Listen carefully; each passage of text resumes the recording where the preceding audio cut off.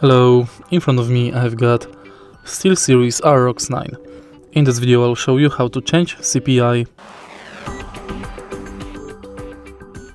In the beginning you can do it by simply pressing this middle button on your mouse.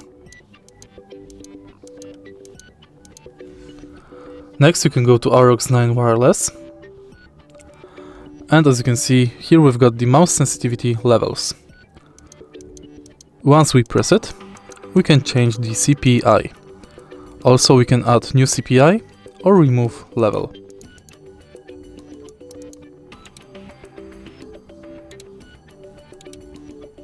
Then we can adjust CPI manually.